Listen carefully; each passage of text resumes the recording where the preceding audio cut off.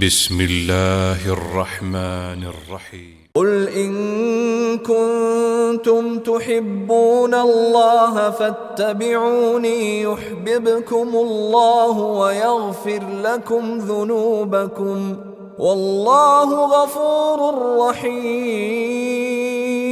ہمیشہ سنت پر عمل کرنے اور سنت کی دعوت دینے والوں ہی کو سخت آزمایا جاتا ہے، اور سنت کی دعوت اور سنت پر عمل ایک ایسا یہ عمل ہے کہ ساری دنیا ان کے مخالف ہو جاتی ہے.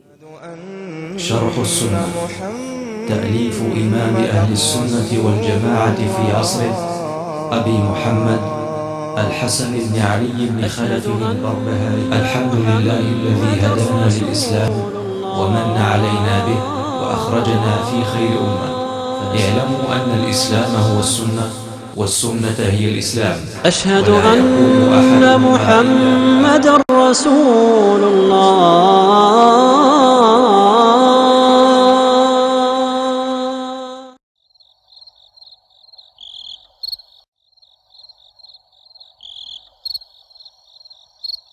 الذين اصطفى. اما بعد،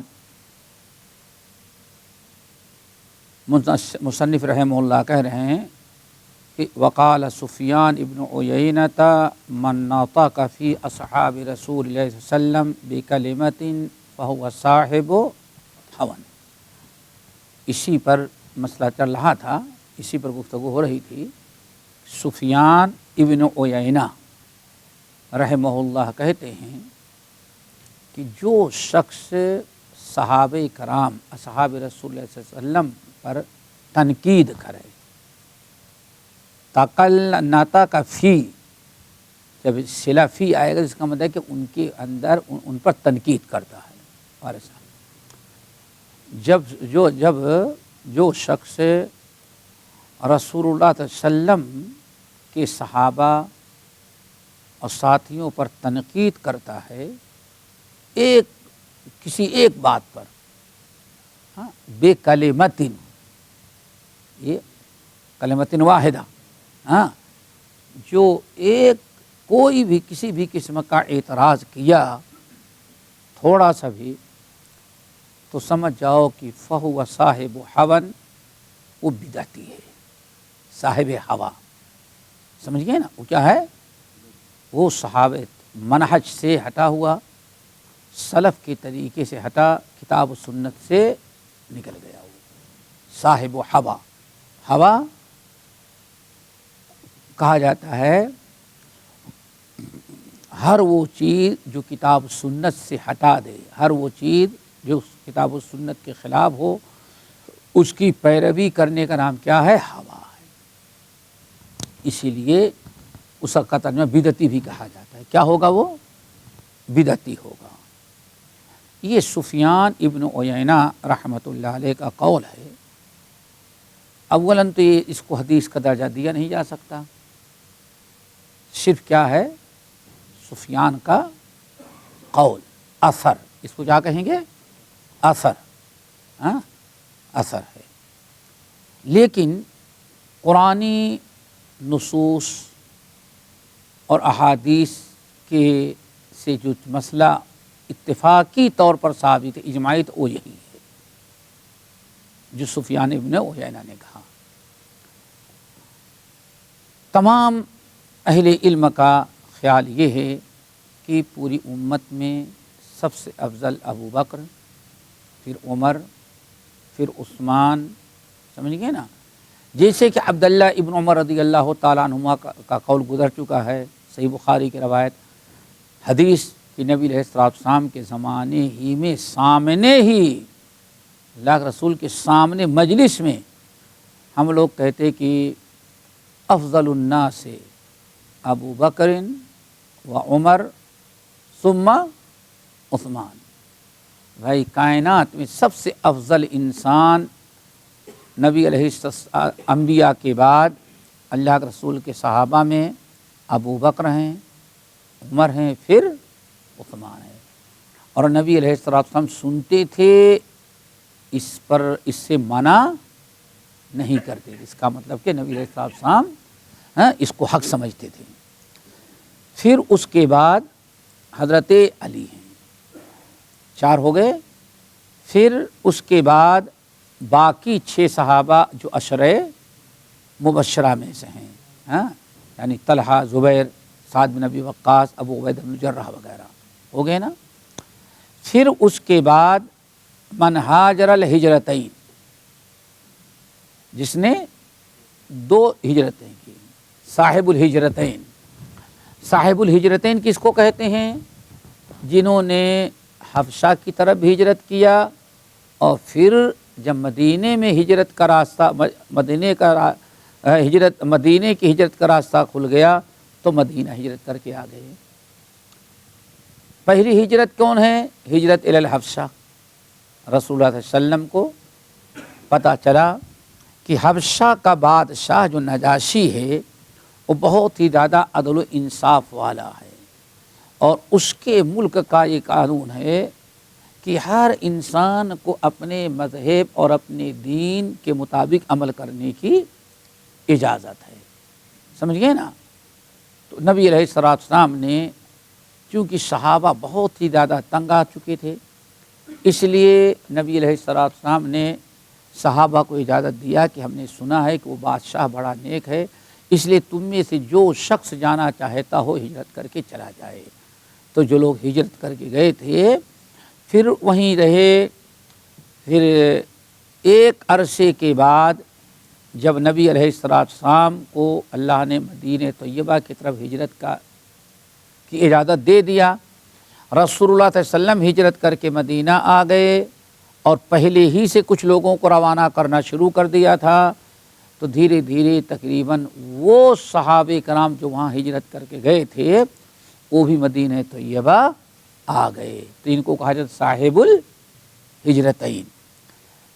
پھر بیعت العقبہ، بیعت العقبہ یہ ترتیب بتا رہے ہیں سن۔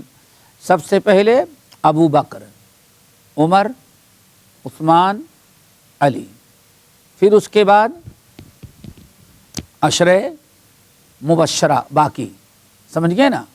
علی کے بعد 10 ہے نا، ابھی 6 وہ۔ پھر اس کے بعد جو انہوں نے کیا کیا ہے؟ ہجرتین۔ پھر بیعت العقبہ، بیعت العقبہ یہ بھی بہت دل و گردہ کی بات ہے، ہو چکا تھا نہیں؟ بیعت العقبہ، بیعت العقبہ کیا ہے؟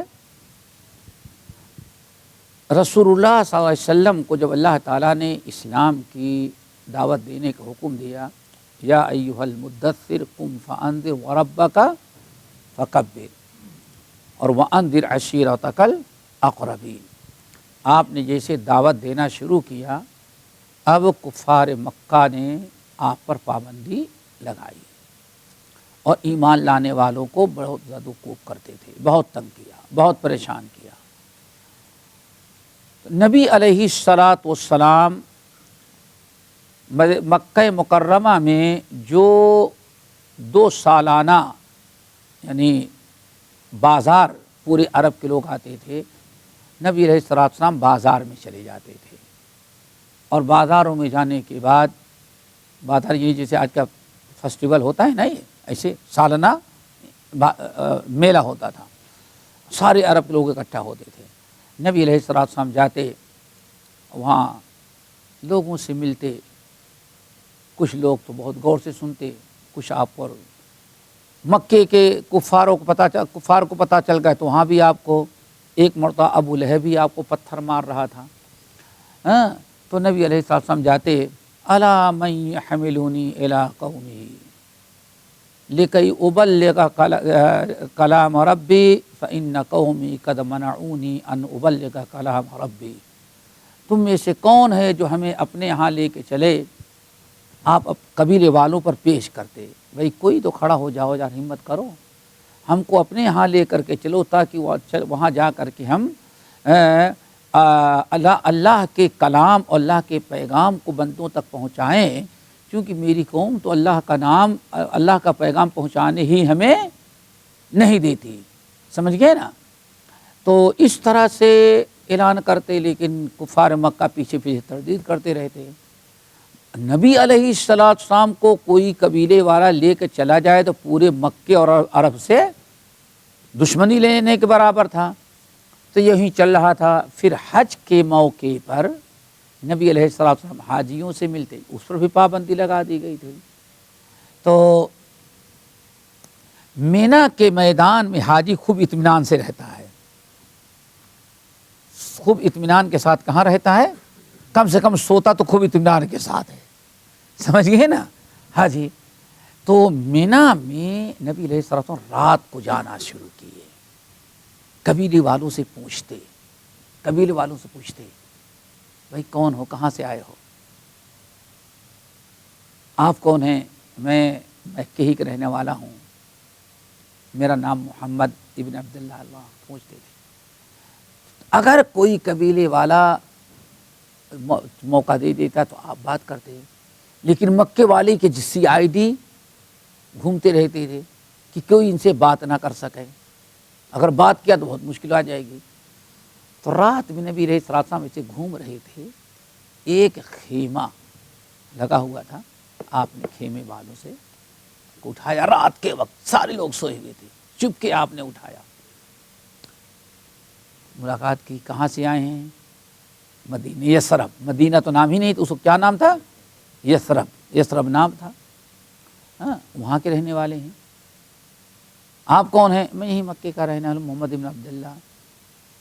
نبی علیہ السلام کی والدہ جو تھی اصل میں حضرت آمنہ کہاں کی تھی؟ وہ یثرب کی تھی۔ نبی علیہ السلام نے اپنا تعارف کروایا تو پتہ چلا کہ اپنا بھانجا، خاندانی ہے، بات وہیں ہوئی۔ تو اللہ کے رسول نے فرمایا ایسے ایسے معاملہ ہے، تو فوراً آپ کو اندر لے لیا اور خیمہ بند کر دیا۔ آپ نے وہاں بات چیت شروع کی، ان کو اسلام پیش کیا۔ لیلہ کے معنی رات اور عقبہ کے معنی گھاٹی۔ یہ مینا کی پہاڑیوں کی گھاٹی میں جہاں کہا جاتا ہے رمی جمرات وغیرہ ہوتے، وہ کتنے حاجی رہتے ہوں گے اس زمانے میں، سمجھے نا؟ تو یہی سب علاقہ تھا، پہاڑ کے چوٹی میں دامن میں لگائے ہوئے تھے مدینے والے۔ آپ گھس گئے، رات بھر آپ نے ان کو تبلیغ کی، لیکن صبح ہونے کے پہلے پہلے وہاں سے نکل بھی جانا ہے۔ تو آپ نکل گئے، جب آپ ان سے گفتگو کی تو وہ آپس میں دوسرے کا شکل دیکھنے لگے، ارے یہ کیا، بڑی حیرت، اور کچھ لوگ بڑے خوشی کے کھلکھلا اٹھے، نعمت مل گئی۔ کیا ہوا تھا؟ مدینہ طیبہ میں یہودیوں کے 3 قبیلے آباد تھے۔ یثرب، مدینہ طیبہ پرانا نام، وہاں 3 قبیلے تھے یہودیوں کے۔ ایک قبیلہ تھا بنو قینقاع، نمبر 2 بنو نذیر، نمبر 3 بنو قریظہ، 3۔ یہ کبھی آئے باہر سے آباد ہو گئے تھے، اصلی باشندے وہاں کے جو تھے وہ کون تھے؟ مدینہ یعنی یثرب، اوس اور خزرج۔ یہ یہودی آئے تو بڑی بڑی زمینوں پر قبضہ کر کے خوب آباد کیا اور زمیندار بن گئے، مال دولت آ گئی ان کی، اور کبھی مشرکوں کی تھن جاتی تھی۔ یثرب والے، اوس اور خزرج کی لڑائی کس سے ہو جاتی تھی؟ یہودیوں سے۔ یہ لوگ مار پیٹ کرنے والے تھے، کون؟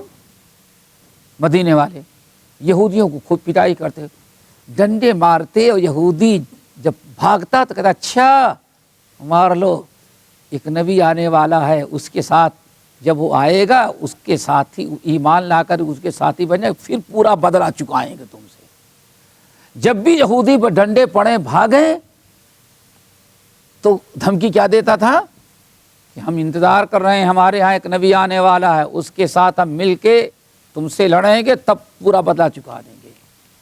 مدینے والے یہ الفاظ سنے ہوئے تھے، یثرب والے۔ جب اللہ کے رسول اللہ نے کیا کہ ہم رسول ہیں، اللہ نے بنایا، تو یہ تو اچھا موقع، یہ تو وہی ہے جس کے انتظار میں یہودی کم بخت ہیں۔ مدینے والے جو ایمان لائے، سب سے پہلے پیش قدمی کی وہ اس بنا پر کہ انہوں نے دیکھ لیا یہودی ان کے انتظار میں ہے۔ تو اس میں جو ہوشیار تھا، لا یسبقنکم الیہود، نبی پر قبضہ کر لو، یہودیوں کو پتہ نہ چل سکے. یہودی کم وقت ان کے انتظار میں ہیں، سمجھ گئے نا. بس اب وہاں تقریباً ایک مجموعہ ایمان لا لیا، ایک مجموعہ وہ ایمان لا لیے. اللہ کے نبی علیہ السلام نے بھیجا کہ کسی کو بھی بتانا نہیں، اور حج کر کے جاؤ، اپنے یہاں محنت کرو. محنت کیے، پھر اگلے سال حج میں آئے تو اور لوگوں کو لے کر کے آئے اور ملاقات ہوئی. پھر بیعت کی بھی باری آئی، ہمارے یہاں چلیں. اس طرح سے 2-3 میٹنگ ہوئی تو نبی علیہ السلام نے یہ طے کر لیا، اب کی جو آئے لوگ لوٹ کر کے مدینے سے حج سے، ماشاء اللہ اتنی محنت کیا کہ مدینے کا شاید ہی کوئی گھر ہو جس میں کوئی نہ کوئی مسلمان نہ بن چکا ہو. اب مدینے کا ماحول بالکل الگ تھا. یہودی سوچ رہے تھے کہ بھائی تو ان کی برادری میں آ گیا ہے، اپنا یہودی مولوی ہوتا، نبی ہوتا تو ہم لوگ مانتے، تو عرب کا ہے، بدماش قوم. یعنی یہ جو ہمارے یہاں ہے ان کے یہاں ہوگا، لیکن ہمارے یہاں نہیں ہے. یہ جو آج ہمارے یہاں لڑائی نہیں، وہیں سے چلی ہوئی ہے. نہیں سمجھے؟ حدیث تو ہے لیکن ہمارے یہاں نہیں، ان کے یہاں ہے. وہ شافعی لوگوں کی حدیث ہے، ہماری نہیں ہے. یہ سارا چکر وہیں سے چلا ہے. لَتَتَّبِعُنَّ سَنَنَ مَنْ كَانَ قَبْلَكُمْ، جو کچھ یہودیوں نے کیا تم بھی وہی کرو گے. گئے، اب آخری مرتبہ آئے، ہوا کہ بیعت کرو. دوسری مرتبہ بیعت کی باری آئی، جس عقبہ کے بعد آپ نے ہجرت کی. ماشاء اللہ اب تو بالکل ابل رہا تھا، محبت ابل رہی تھی، کسی بھی صورت سے نبی کو لے چلے. اللہ کے رسول کو اللہ نے حکم دیا، ہاں آپ جا سکتے ہیں، لیکن ابھی نہیں. اجازت ہے، کب ملے گی وہ بھی نہیں. نبی علیہ السلام نے کہا اچھا اس طرح بیعت کرو. 5 باتوں پر بیعت ہوئی، 5 باتوں پر. اچھا اب اتنے 5 کیا، اس وقت 500 بھی اللہ کے رسول بیعت شرط رکھتے تو اب مصافحہ ملانے لگے. تو ایک نوجوان ذرا تیز و ترار تھا، کہا نہیں ایسے بیعت نہیں کریں گے ہم، ابھی رک جاؤ. سنو، اگر نبی کو لے چلنے کا مطلب ہے کہ پورے عرب سے تمہیں مقابلہ کرنا ہے، اگر حفاظت کر سکتے ہو تب لے کر کے چلو. سمجھ گئے نا؟ ہمت ہے تب. چونکہ ان کو اپنے یہاں لے کے چلنے کا مطلب کہ پورے عرب کی بغاوت، پورے عرب دشمن بن جائیں گے. اور اگر نہیں ہمت ہے تو یہیں چھوڑ کر کے چلو، معذرت کر لو کہ قیامت کے دن تاکہ ہم کہہ سکیں اللہ تعالیٰ ہمارے اندر نبی کی حفاظت کی طاقت نہیں تھی. لیکن نہیں، بالکل ہم کریں گے. چونکہ جو 5 شرطیں تھیں ان میں ایک شرط کیا تھی، ہر اس خطرے سے مجھے بچاؤ گے، میری حفاظت کرو گے جس سے تم اپنی بیوی بچوں کو بچاتے ہو. بہرحال راضی ہو گئے، ساری شرطیں منظور. ایک صاحب کہنے کے اب ہاتھ بڑھائے، سارے ٹوٹ پڑے لوگ رات کی تاریکی میں مصافحہ کرنے کے لیے. لیکن ایک نوجوان نہیں بیعت رکو، بھی ایسے فری میں بیعت کر لیں گے ہم لوگ. اللہ رسول آپ سے اگر ہم یہ بیعت کریں، ساری شرطیں تو مان گئے اور ہم آپ سے بیعت کریں گے، اب بتائیں فما لنا، تو ہمیں کیا ملے گا؟ آپ کی خلافت حکومت قائم ہو گئی تو وزیر ہمارا ہوگا، وزیر داخلہ ہوگا، وزیر خارجہ ہوگا، ہوم کون ہوگا ہمارا؟ کیا ملے گا ہمیں؟ بتائیں کیا دیں گے آپ؟ اللہ رسول فرمایا وَلَكُمُ الْجَنَّةُ، اس کے عوض تمہیں کیا ملے گی؟ وہ جنت. بس بیعت مکمل ہوئی، بیعت کرنے لگے تو نبی علیہ السلام اپنے چچا عباس بن عبد المطلب کو بلایا. یہی ہے بڑوں کا مقام. نبی پیغمبر ہیں، ڈائریکٹ اللہ کی وحی آتی ہے، لیکن خاندان کے بڑوں کا مقام و مرتبہ، کوئی معاملہ طے کرنا ہو، اللہ کے رسول نے اپنے چچا عباس کو بلایا. نہیں، ہم اپنے چچا کو بلا لیتے ہیں، کوئی ریکارڈ مثال نہیں پیش کر سکتا ایسے موقع پر جبکہ چچا بھی کھل کر کے مسلمان بھی نہیں ہوئے تھے، محبت تو کرتے لیکن مسلمان نہیں ہوئے تھے، اسی لیے تو غزوہ بدر میں ان کو بھی پکڑا تھا مسلمانوں نے، خوب کس کے جکڑ دیا تو رات بھر آپ کرا رہے تھے، سمجھ گئے نا میرے بھائی۔ اللہ کے رسول نے فرمایا اپنے چچا کو بلاتا ہوں۔ نبی علیہ السلام کے چچا عباس آئے اور کہا چچا یہ دیکھیں ان لوگوں نے ہم سے بیعت کی ہے اور ہمیں لے جانا چاہتے ہیں، آپ کیا کہتے ہیں؟ عباس رضی اللہ تعالیٰ عنہ کہاں بھتیجے کو چھوڑ سکتے تھے، انجام دیکھ چکے تھے، وہ جانتے تھے کہ کیا انجام ہوگا۔ چچا کھڑے ہوئے اور خوب اچھی طرح سے مدینے والوں سے گفتگو کی، کہا کہ دیکھو ہم نے آج تک اپنے بھتیجے کی حفاظت کی ہے، اگر حفاظت کی گارنٹی دیتے تب تو لے جاؤ میرے بھتیجے کو، ورنہ جیسے ہم لوگ آج تک نبی کے بھتیجے کی حفاظت کی ہے ہم لوگ ایسے کرتے رہیں گے۔ پھر مکے والوں نے کہا کہ بالکل ہم حفاظت کریں گے، تو چچا بیچ میں پڑھ کر کے دونوں کا معاہدہ کروایا۔ اس کے بعد رات کا معاملہ تھا، نبی علیہ السلام چپکے سے نکل کر کے آ گئے، حضرت ابو بکر کو پتہ چلا، وہیں ابو بکر نے کہا یا رسول اللہ الصحبۃ والصحبۃ یا رسول اللہ۔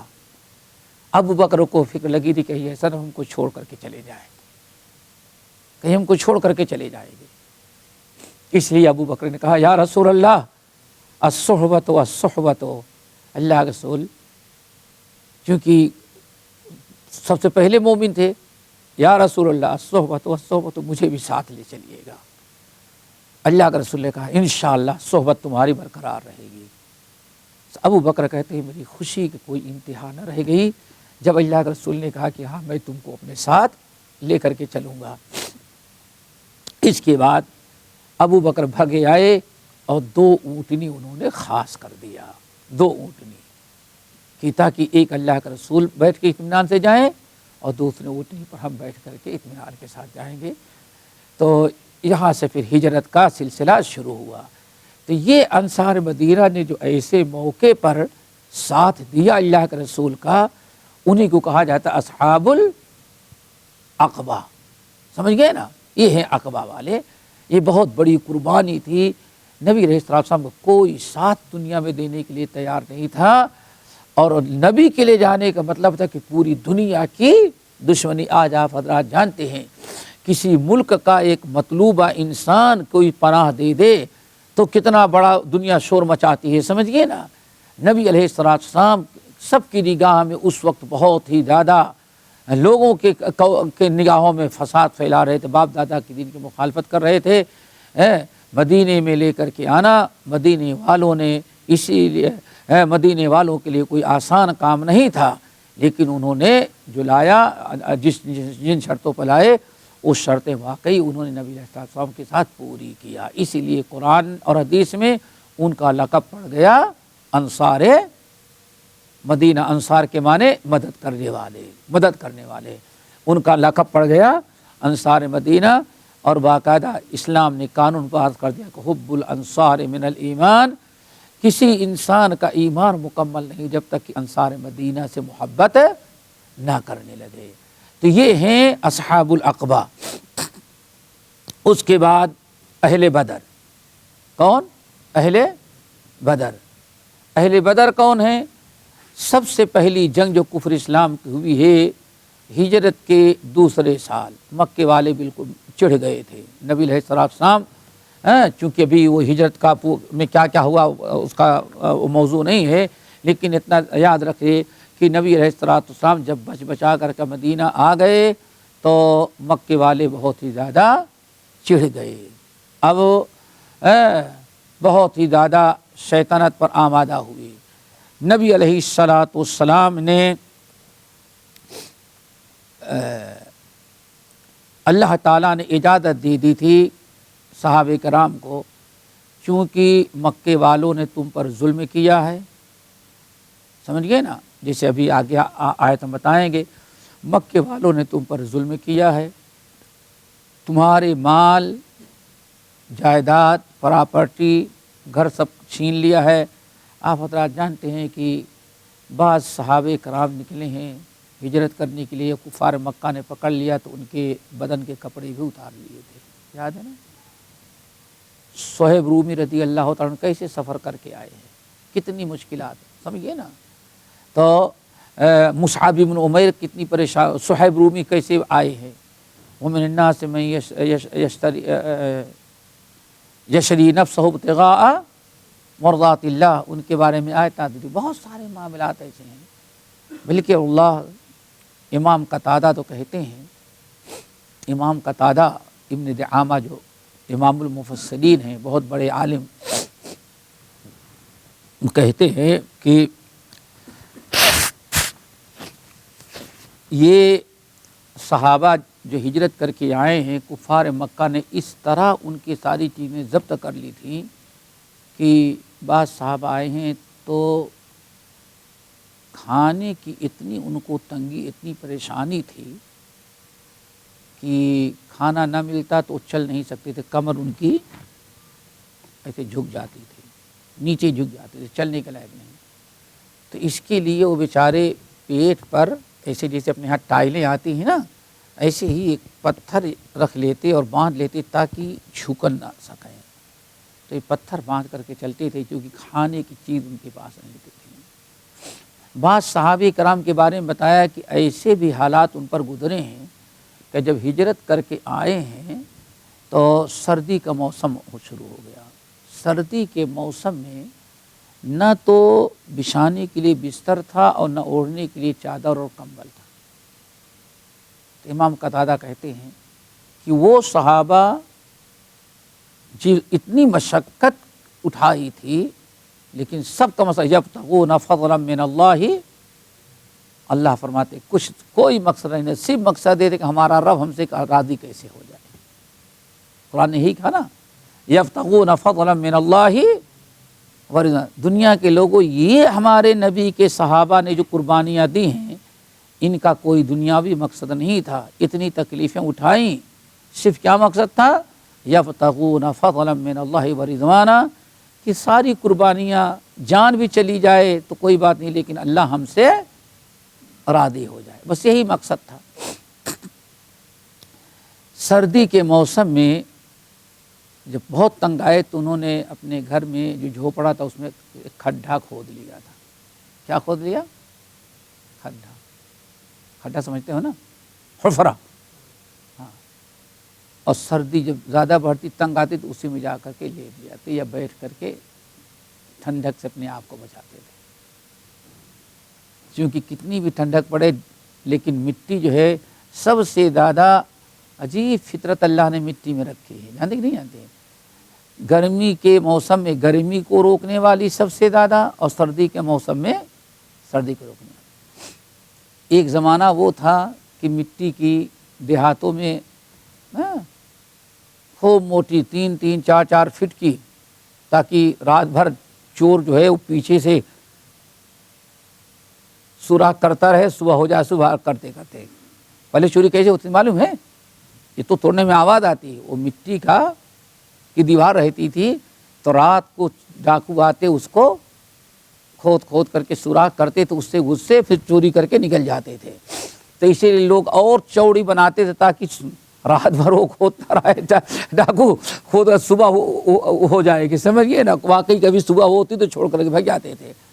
تو یہ دیواریں جو ہوتی تھی گرمی کے موسم میں نہ اے سی کی ضرورت پڑتی تھی، اس کے اندر آپ چلے جائیں اور اسی میں تھوڑا دروازہ کھول لیں، تھوڑی سی ہوا آ رہی تو ایئر کنڈیشن کی ہوا بھی اتنی مزیدار نہیں۔ اور گرمی کے موسم میں اگر گھس جاؤ تو ساری مٹی کے دیوار جو ہے باہر سے آنے والی سردی کو چوس لیتے، چونکہ اوپر بھی مٹی اور نیچے۔ عجیب فطرت اللہ نے مٹی میں رکھی ہے، ورنہ ایسی نہیں تھا اس زمانے میں لوگ کیسے زندگی گزارتے۔ تو مٹی کا کھڈا کو اس کے اندر لیٹ جاتے اور وہی اپنا سردی بچایا کرتے تھے۔ اللہ رب العالمین نے ان مظلومین مسلمانوں کو اجازت دیتی تھی کہ اب اگر مکے والوں کا قافلہ وہ سمندر کے کنارے سے جب جدہ مکے سے نکلیں گے تو سمندر کے کنارے کنارے کنارے کنارے ایسے شام تک ہاں جائیں گے، بالکل دور تک جائیں گے، اور کوئی رہتا تو تجارتی قافلہ مکے والوں کو جاتا ہے تو تم ان کو پکڑو، سب مال چھین لو، چونکہ انہوں نے تمہارا مال، یہ جملہ یاد رکھنا کیونکہ کچھ بڑے روشن کا یہ اسلام ڈکیتی کے نہیں، تمہارے باپ کے گھر میں نہیں آنے کا اللہ کے رسول نے حکم دیا، سمجھیے نا اتنی۔ تو وہی میں نے جیسے کہا علامہ اقبال قصہ بتایا تھا نا، وہ جب لندن میں پڑھتے تھے تو کوئی پروفیسر تھا سرفیرا، سمجھے، خنزیر خور، اور بڑا غصے میں آتا، کہتا یہ کیا مسلمانوں کے ہاتھ اسلام میں ہاں چوری کیا تو ہاتھ کاٹ لیا، یہ غیر مہذب کا طریقہ ہے، کئی بہت دن تک۔ تو ایک دن علامہ اقبال برداشت نہ کر سکے، کہا چور کا ہاتھ کاٹنا جو ہے غیر مہذب، کہا کہ ہاں، کہا اس کا مطلب چوری کرنا تمہارے یورپیوں کے نزدیک مہذب کام ہے۔ ہاں یہ کیا ہے؟ کہا تو کون سے مہذب آدمی کے چور کا ہاتھ کاٹا؟ غیر مہذب کا ہاتھ کاٹا گیا۔ فبہت الذی کفر، فبہت الذی کفر، کافر جو ہے دنگ رہے گا، لاجواب ہو گیا، مبہوت ہو گیا۔ تو میرے بھائی یہ نقطہ یاد رکھنا، پورے قرآن کا اللہ نے اجازت دی، یہ بِأَنَّهُمْ ظُلِمُوا، چونکہ ان پر ان ظالموں نے ظلم کیا ہے، ان کے گھر پر انہوں نے قبضہ کیا ہے، ان کی دکانیں انہوں نے چھین رکھی ہے، ان کی جائیداد پراپرٹی پر وہ قابض ہیں، اب یہ جائیں تو چکاؤ، بدلہ چکانا۔ نبی علیہ الصلاۃ والسلام کو پتہ چلا کہ کوئی سفیان، ابو سفیان، مکے کے جو سب سے بڑے بادشاہ اور مسلمانوں کے دشمن تھے، یہ بہت بڑا تجارتی قافلہ لے کے گئے ہوئے ہیں، اور قافلے کا مقصد یہ ہے کہ جتنا منافع آئے گا کوئی اپنے ذاتی استعمال میں نہیں لائے گا، اس کو مدینے میں جا کر کے بسنے والے مسلمانوں سے لڑنے میں اسلحہ خریدیں گے، یہی کہو نا، اسلحہ خریدیں گے اور جنگ کے اوپر جنگ کی تیاری کریں گے۔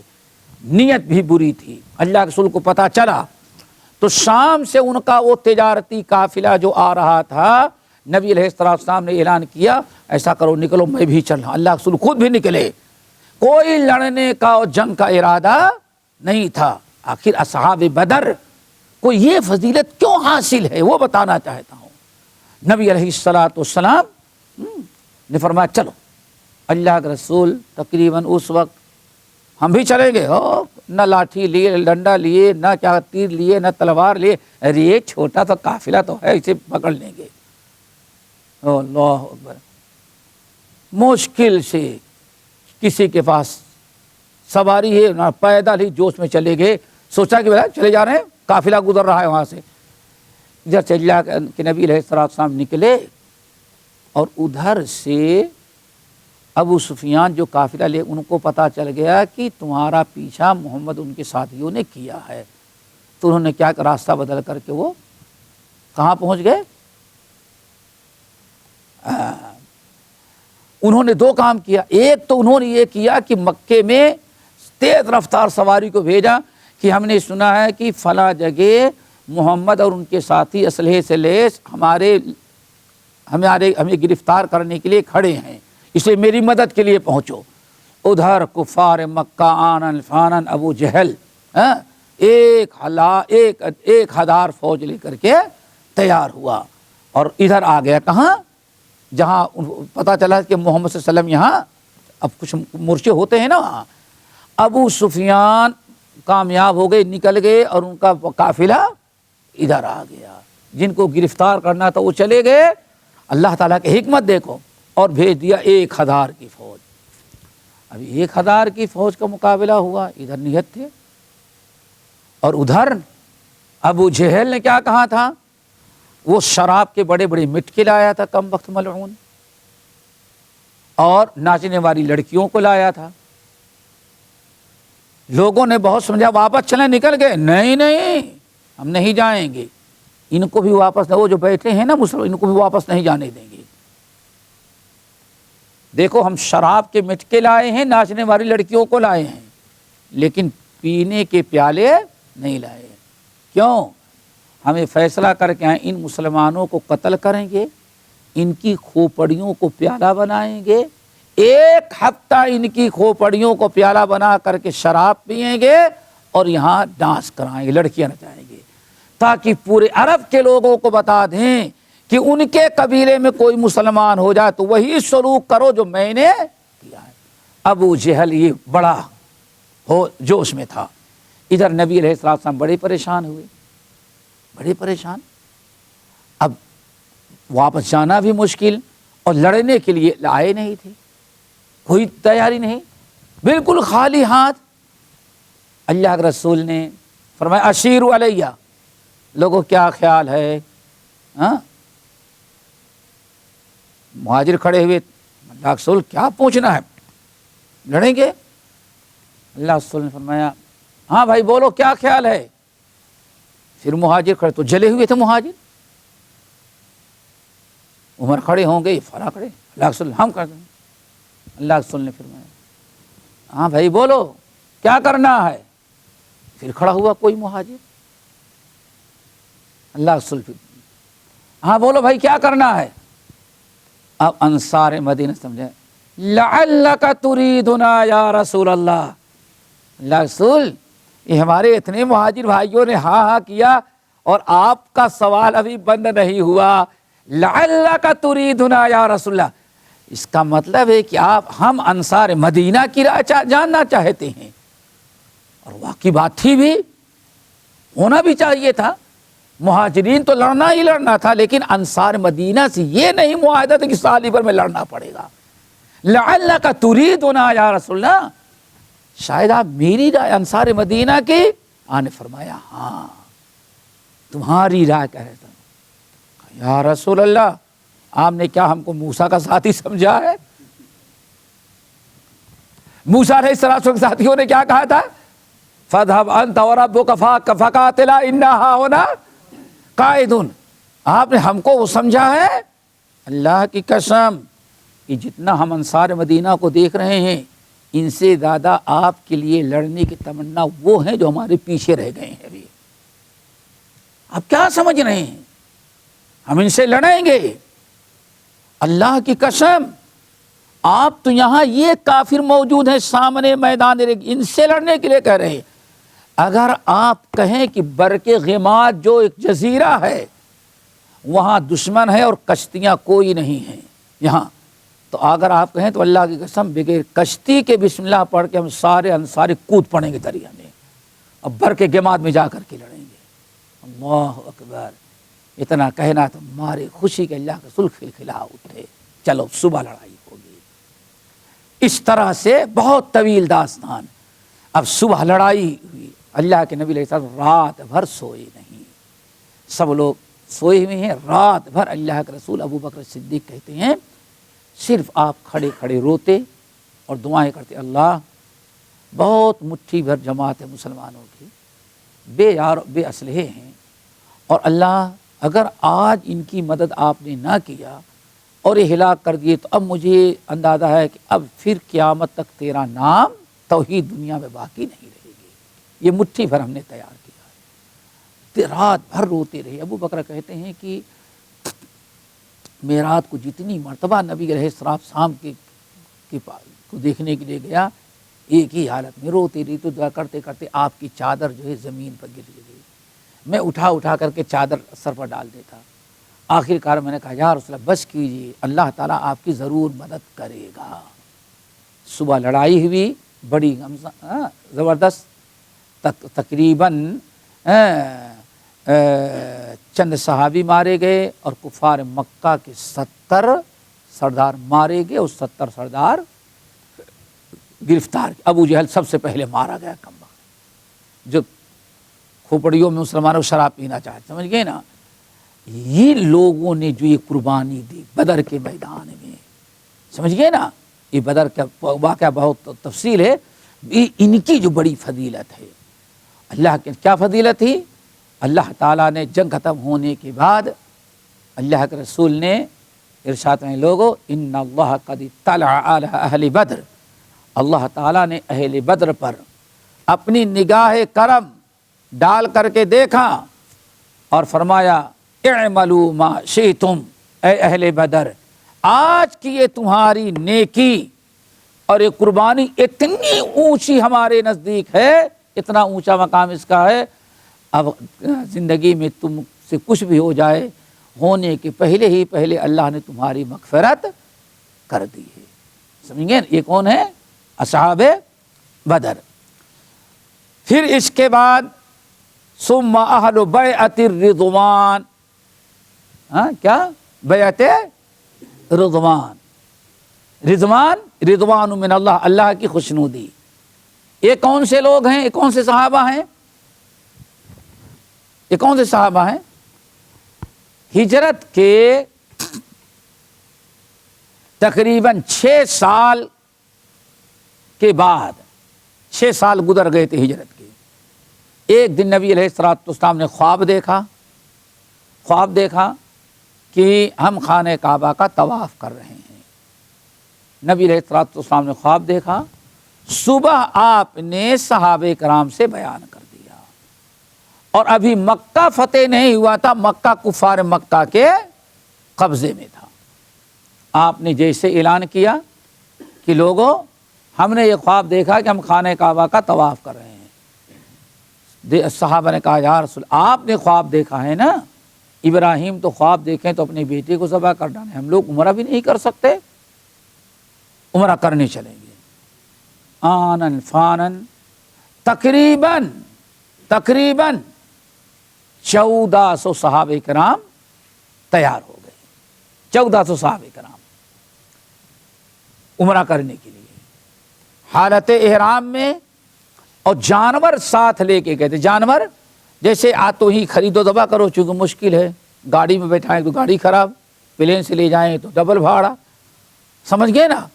تو اس لیے اب تو وہیں آدمی پہنچ کے خرید لیتا ہے، ورنہ پہلے جو اپنے سے جب آتے تھے پیدل چلنا ہے، سواری پر قافلہ چلتا تھا، تو وہاں حج اور عمرے میں جانور جو ذبح کرتے ہیں، جانور اپنے ساتھ لاتے تھے۔ نبی علیہ السلام اور صحابہ کرام کے جانور بھی ساتھ میں ہیں، ساری چیزیں ظاہر کر رہے ہیں کہ ہاں یہ لوگ لڑنے نہیں آ رہے ہیں، عمرہ کرنے آ رہے ہیں، لڑنے کا کوئی مقصد نہیں تھا فساد کا۔ نبی علیہ السلام لے کے چلے، مکے والوں کو کسی نے بتا دیا کہ 1,500 کی فوج تقریباً 1,500 کے قریب آ رہے ہیں مکے میں داخل ہونے کے لیے۔ نبی علیہ السلام کو علم نہیں تھا، چونکہ نیت صاف تھی، صحابہ کرام کو لے کے عمرہ کرنا مقصد تھا، نہ مکے والوں سے جنگ، نہ لڑائی، نہ قتل و غارت، بس صرف عمرہ کرتے واپس آ جاتے۔ نبی علیہ السلام کو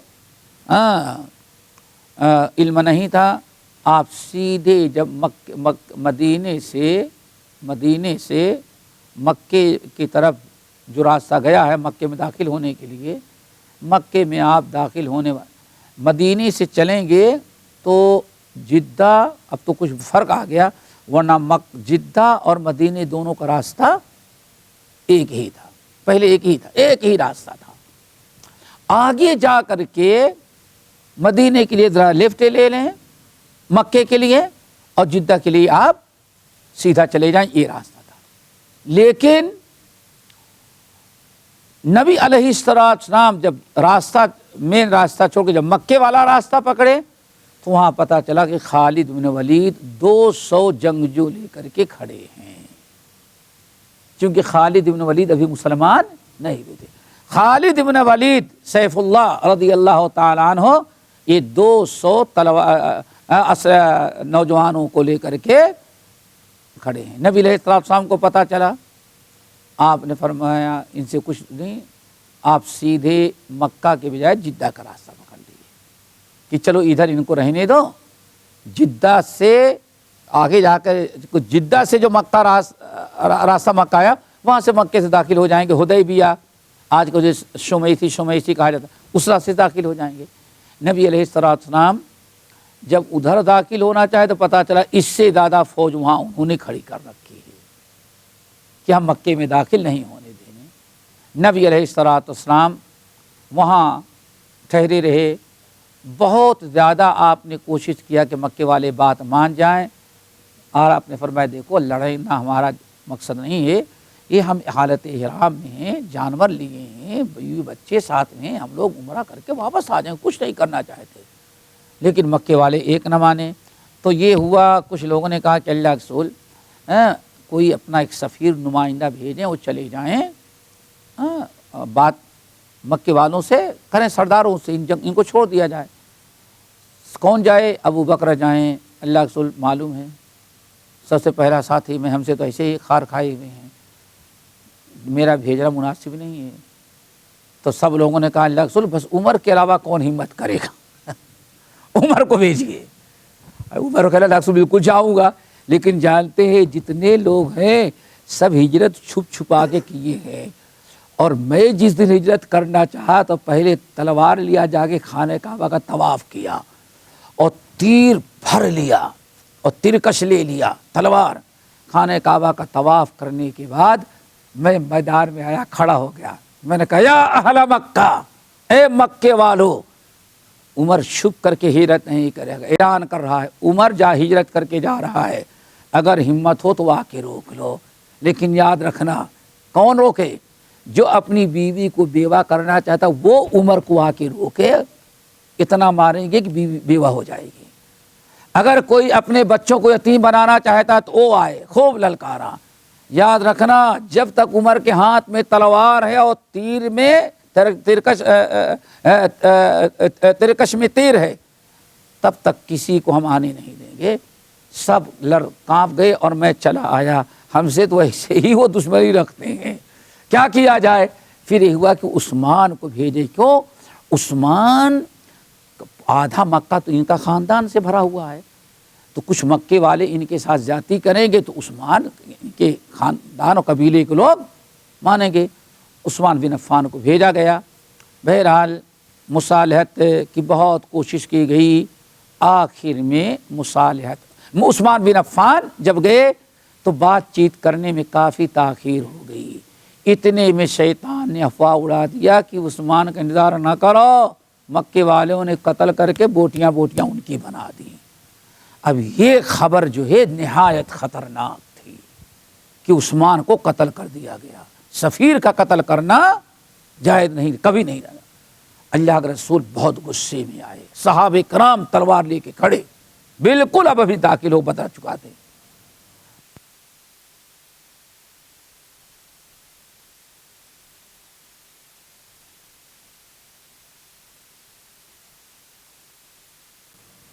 ایک درخت تھا، کچھ لوگ کہتے ہیں ببول کا، یا اس سے ملتا جلتا یہاں ہے درخت ہوتا ہے تقریباً اسی قسم کا، اسی کے نیچے اللہ کے رسول بیٹھ گئے اور فرمایا دیکھو آؤ اب بیعت کریں اس بات پر، اگر یہ خبر سچی ہے کہ عثمان کو شہید کر دیا گیا ہے تو ہم لوگ اس وقت تک واپس نہیں جائیں گے جب تک عثمان کے خون کا بدلہ نہیں لے لیں گے، آؤ بیعت کرو۔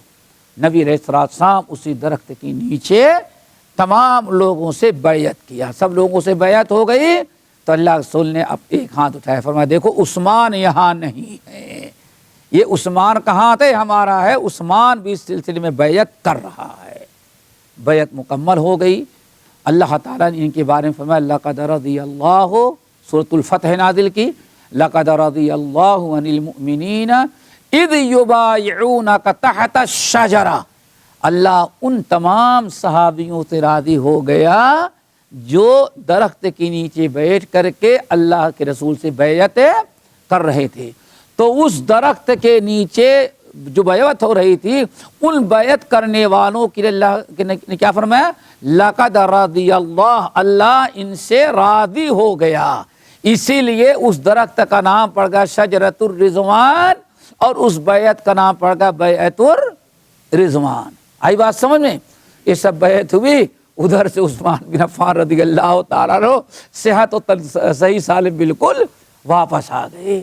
آخر میں بات چیت طے ہوئی، مصالحت ہوئی، اور مصالحت میں یہ بات آئی کہ ان سال آپ لوگ واپس جائیں، آئندہ سال آ کے کریں گے، اور 10 سال تک ہم آپس میں لڑیں گے نہیں، اور جب آئیں گے تو 3 دن سے زیادہ آپ ٹھہریں گے نہیں۔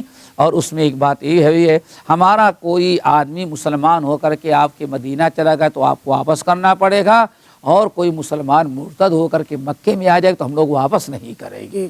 اللہ سبحانہ آؤ کرو صلح، مصالحت کر لی، ماشاءاللہ سب کچھ مل گیا، مکہ بھی فتح ہو گیا، جنگ بندی بھی ہو گئی، سمجھ گئے نا، اور نتیجہ یہ نکلا کہ 8ویں سال مکہ بھی فتح ہو گیا۔ تو یہ اصحاب البیت الرضوان ہیں۔ ثم من ہاجر، ان کے بعد وہ جو فتح مکہ کے پہلے ہجرت کیے ہیں، فتح مکہ کے پہلے ہجرت کیے، وقاتل، چونکہ مکہ فتح ہو جانے کے بعد ہجرت کرنے میں کوئی کمال نہیں ہے، مکے کے پہلے جو ہجرت کی ہیں اور جنہوں نے قتال کیا، ٹھیک ہے نا۔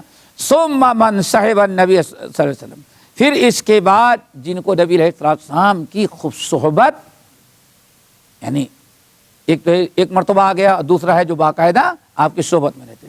ثم اہل قرنہ، پھر وہ لوگ جو آپ کے زمانے میں تھے، کوئی ایک مرتبہ دیکھا، کوئی 2 مرتبہ دیکھا، کوئی ایک دن دیکھا، کچھ لوگ ایسے تھے صرف حجۃ الوداع میں ایسے ایک نگاہ دیکھی تھی بس، لیکن صحابی تو ہیں، یہ ترتیب ہے۔ ثم الذین یلونہم، پھر وہ لوگ جو ان سے ملے ہوں گے، یہ ترتیب ہے۔ آئی بات سمجھ میں؟ اے صحابہ، فہؤلاء الذین امر اللہ، یہی وہ لوگ ہیں جن پر اللہ، جن کے متعلق اللہ تعالیٰ نے مقرر کیا ہے کہ ہر مسلمان ان کے فضیلت، ان کے مقام، ان کے مرتبے کو سمجھے۔ یہ صحابہ کرام، ان کی ترتیب کیا ہے، سب سے افضل کون ہے، دوسرے نمبر کے کون ہے، اور ان کا مقام و مرتبہ کیا ہے صحابہ کا، ہر آدمی سمجھے۔ اللہ اکبر۔ اور یہی سارے ہیں، اور آگے چل کے انہی میں مہاجرین اور انصار ہیں۔ ایک بات تو سمجھ میں آ گئی، اصحاب بدر، یہ سب نقطے یاد رکھیں، اصحاب بدر، صاحب الہجرتین، بیعت رضوان، سمجھ گئے نا، یہ سب یاد رکھیں۔ انشاءاللہ اگلے میں اب تھوڑا سا صحابہ کرام کے متعلق اور ہے، تاکہ صحابہ کرام کے متعلق جو غلط فہمی دنیا میں پھیلی وہ باقی نہ رہ جائے انشاءاللہ، چونکہ ان سے ان کے مراتب کے ساتھ ساتھ ان کا مقام مرتبہ جانا ضروری ہے اگلے ہفتے۔ اقول قولی ھذا واستغفر اللہ من کل ذنب وتوب۔ أشهد أن محمد رسول الله۔